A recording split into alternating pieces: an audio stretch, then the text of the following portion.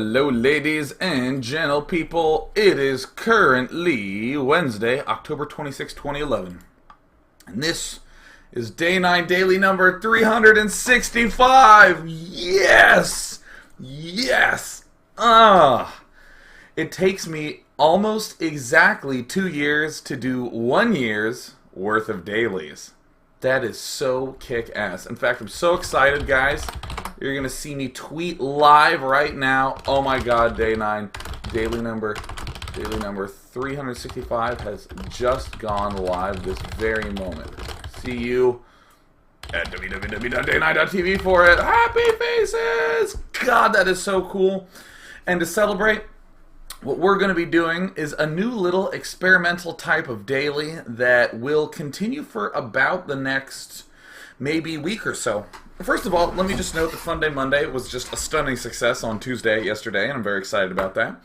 And for next week's Fun Day Monday, if you would be so kind as to submit to me the following, I'd love it. Submit to me a game where you and your opponent both play with 50% health. That is, before you start the game, you and your buddy join and you set your handicap to 50%. That drops the health of all your units in half, but doesn't change the damage. I want to see your best submissions and submit those to Monday at day9.tv. For this little thing that we're going to do today and the next few days, I'm going to call them chain dailies. That name might change, but it's something to throw out.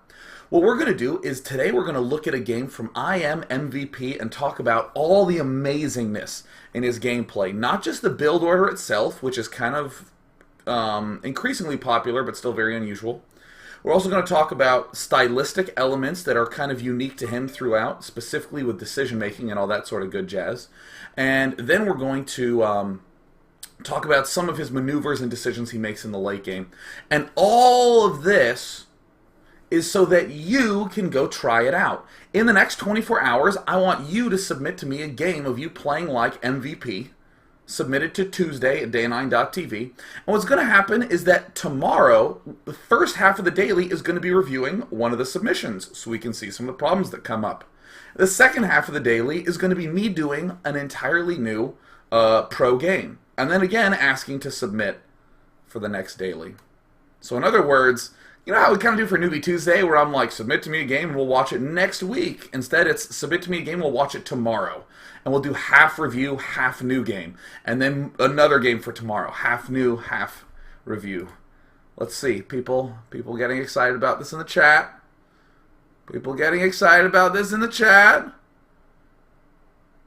People want the names of the song, Blue Sky Black Death. All right, cool. Woo! We're seeing yays. Awesome. Yeah, And if you're confused, don't worry, because at least one person understood. Ha! So let's go ahead and hop into this game from I Am MVP. And his opponent is under the ID Panda Team. Panda Team is of course Tude Ming. This is from BlizzCon. Here's Tude Ming, one of the Chinese players that no one really knew a damn thing about.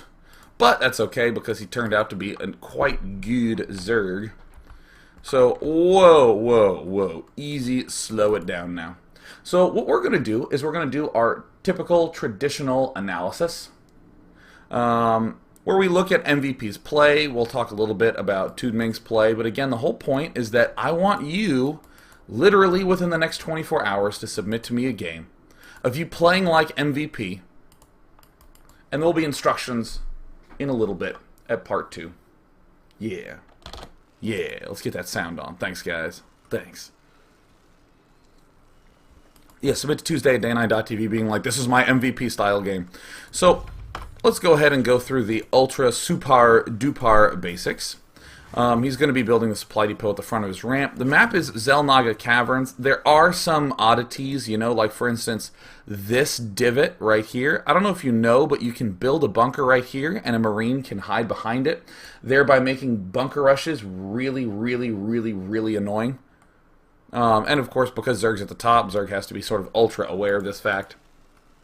A lot of people like doing 2 racks bunker pressure on this map because, hell, you can even do the usual pushings forward. But I personally strongly prefer Hellion-based play, like overwhelmingly strongly. As just a general rule, you'll see MVP kind of always go for Hellions, so I mean it's not that amazing that he's doing it this game. However, the reason that I just want to stop and talk about the Hellion-based play is that it's a long-term focus. A lot of times when people look at maps, they'll do things like, maybe I can build a tank here and hit his base from there, and then they just rush for it. I like the Hellions because it's like, let me sort of lock him down so I can get more expansions up. I always like looking at a map and thinking, how can I get more expansions up, as opposed to, how can I try to do more damage early on? Because damage for the sake of damage can't really affect you so much. So, Bandit team going to be building as many drones as he can. The build order stuff is stuff that I'm sure many people have seen always. But again, what I want to emphasize is that whenever you're trying this Hellion-based play, you're not necessarily trying to kill him or do lots of damage as you would with a 2-Rax play, where you're actually trying to physically mess him up quite a bit. Here, you are instead trying to control the space of the map. So, alright, ladies and gents, let's go ahead and start taking notes. That's right, let's go ahead and start taking notes. I have my special note sheet. I want everyone to come look. I have it framed. This is just for you. Alright, I almost have it open. This is my special notes. Very good. Now, when I say becoming MVP in this series of games, or in this game, in this series throughout the daily, what I don't want you to do is this. This is bad. Here's the wrong way to do it. To be like 10 depot, 12 racks, 13 refinery. This is bad. We do not want this sort of thing. What I want you to do is take big, broad notes like fast gas. Simple, single statement. And for instance, the next thing that we're going to do is kinda bunker rush is what I'm going to call it. Alright, don't worry, I'm going to be keeping this notepad document up. I mean, we might get as many as this many notes, but even then, if you think about all the notes that you're going to take for a 25-minute game, it's really not very much, but just fast gas and then you kind of bunker rush. What we're going to see MVP do is something very, very commonly done by him. He's going to go fast gas. He's going to go ahead and wall himself in. All this stuff looks good. This is all fantastic. And then he's going to rally this Marine, and almost every single time he's going to try this. When you submit to me your game of you trying to be MVP, I want you to do this kind of bunker rush. Notice that this placement makes it very hard to get to the SCV. He's actually blocked in on this side. You see Tude Ming's drone having a little bit of struggle bear trouble.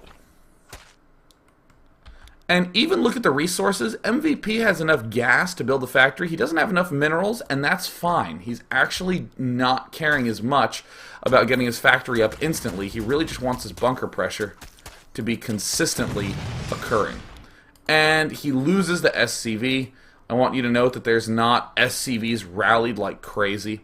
His first scout SCV went to go build the bunker. Both Marines aggressively rallied. Very, very, very important to do, kinda always. Now, why is this important? Well, it makes our Zerg buddy pull drones off mining. A lot of times you'll see a Zerg pull 7 drones off. Sometimes they'll go nuts and they'll pull a lot more drones off. Worst case scenario is you cancel and lose 25 minerals, and then you lose the SCV. That's the worst case scenario. This is as bad as it can get up in the units lost tab. So I want you to try to do this. And the reason, another big reason, is that a lot of times it blocks our opponent from building an early spine crawler. All of which helps out with our good old double Hellionage. So this all looks pretty normal, pretty rote, pretty standard. Oh my goodness, we build ourselves a command center while this is all going on. Pretty non-exceptional, to be entirely honest. But hell, that's okay. You kind of bunker rush. Fast double Hellions. I call this double Hellions. You can call this a reactor factory. I like double Hellion because it has a little bit better of a ring. If I had a band, I would call it double Hellion, but I would never call it reactor factory. because it sounds a little bit too much like Erector Set. And MVP pulling his usual Hellion, or excuse me, pulling his usual stuff back. Now here is one of the weirdities that we're going to see. This second factory reactor. I want to talk about this in about 30 seconds. First of all, just looking at this part of the screen, haha, see it just a little bit more. Oh, don't want to get too much reveal in there. Yeah, good. This is the angle I want. Command center and double Hellion play. We get these Hellions up, and we're going to kind of park them around here, and this will force our Zerg buddy to stay back, and this will allow us to get our expansion up. This double reactor play might seem exclusive to a map like Xel'Naga Caverns. We're going to get a ton of Hellions up with this play. But in fact, it works on maps like Shattered Temple. It would not work on a map like Shakura's Plateau because it's a little bit too thin of an entrance. What are some other maps that have a kind of fat entrance? I'd probably say a map like Abyssal Caverns it might be quite good on. What are some of those other maps? Tal'Darim Altar would absolutely end up working on. You just want a little bit of space. Xel'Naga Caverns has perhaps the most space, but that's okay. That's absolutely fine. I have a sneeze coming on, and I don't know when it's going to actually happen. There we go. Yeah, that was awesome.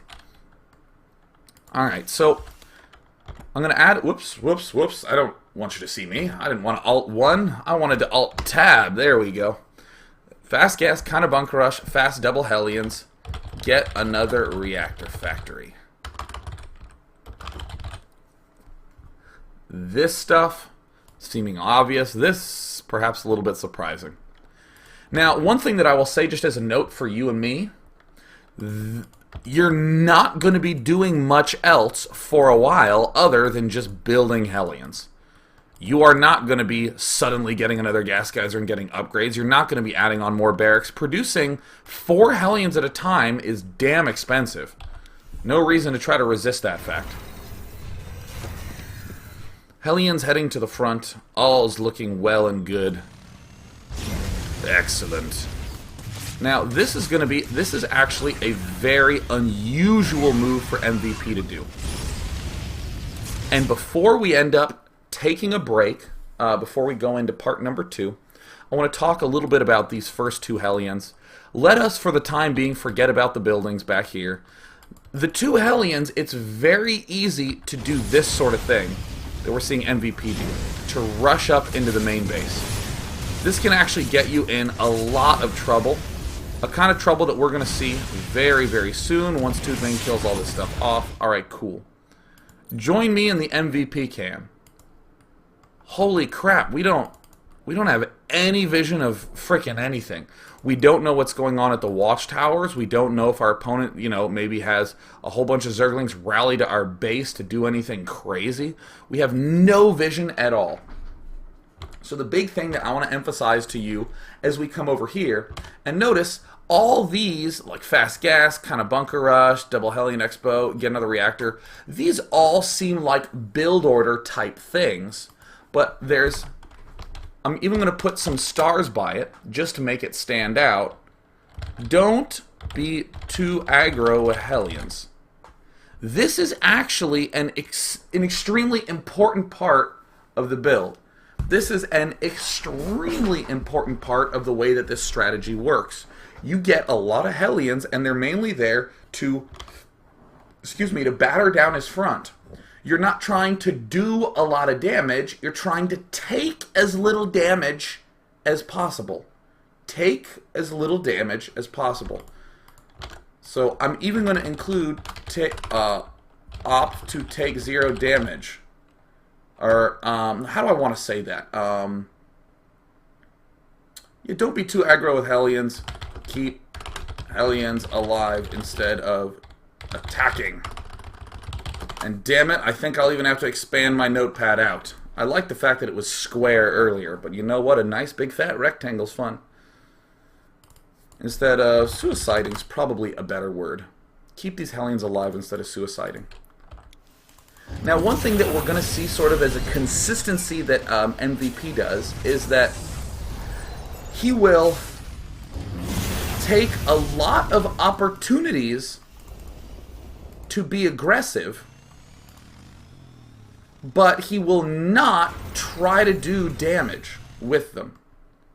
For instance, he will send units to the front of your base, again, taking an opportunity maybe to attack you, but 95% of the time he'll pull back. He'll never commit to anything. He creates a lot of opportunities and rarely ever commits. And still, even look how safe MVP's playing, rallying both factories into his base, keeping these supply depots up, leaving the command center in the main. I want you to do all of these things. I want you to opt to play it safe in billions of ways. Opt to play it safe. This is something that MVP does a lot. In the units lost tab, you will see this as low as any player in the entire industry. MVP almost never, ever, ever commits to huge attacks. And see, look at this. Pulling these Hellions back just a little bit, making sure that they're a little bit more safe. And now he's going to be a little bit more confident rallying outward. So here comes one of these moves that I think is so important to see how beautifully he controls these Hellions. He's going to move up to the front. A big instinct a lot of people will have is to go, oh my god, that's not that many lings. Let me try to get here and kill all this stuff off. And let me try to rush up into his main, because maybe he just doesn't have that much stuff. You're going to see MVP always pull back and try to pull away from creep. He did a good job cleaning all that up. He might not be able to kill off as many drones now because he pulled back. But again, we're not trying to do a lot of damage with the Hellions. We're trying to take as little damage as we possibly can. Shooting the queens, shooting drones, looking good. Trying to pick some stuff off. Look at the Hellions. Notice that he's not right-clicking to try to force his way up the ramp. He actually never even tried to get up the ramp. And actually the drones killed tab, he's killed 11 drones. That might seem like a pretty decent amount, but if you actually come a little ways before this attack ever happened, you'll note that he'd already killed 6 off at the start. This attack of these Hellions actually only killed off 5 drones. For 8 Hellions to only kill off 5 drones seems not so good if you just try to think about numbers. But again, come to this unit's lost tab. This has not actually increased at any point in this build, or at any point in this attack. He's just pulling back into safe locations. Oh, Honey Badger. Honey Badger doesn't give a shit. Thank you, Honey Badger. I think I actually know who Honey Badger is. Is that? I think that's the Smurf of a very famous player. Notice how safe MVP positions his Hellions. Again, not over here, but on this far side so we can always slip through. I want you to do this very badly in your note sheet. Don't be too aggressive with Hellions. Keep the Hellions alive instead of suiciding. Opt to play safe in a billion kinds of ways. We have hardly even talked much about what's going on back down in this base. Sure, he's expanded, blah, bitty, blah, bitty, blah. He's rallying more Hellions. Just play it safe with the Hellions. Play it freaking safe with the Hellions. Now, again, to recap before I leave this part, in the next 24 hours, I want you to submit a build, or submit a replay of you trying to play this way. Submit to Tuesday at day9.tv. We're going to be reviewing those tomorrow. We're actually going to be reviewing a game of you trying this tomorrow. Just one, just a brief little recap game. So definitely begin submitting. We're going to take a brief break, and when I come back, I'm going to do part 2. Woohoo! Woohoo! Woohoo!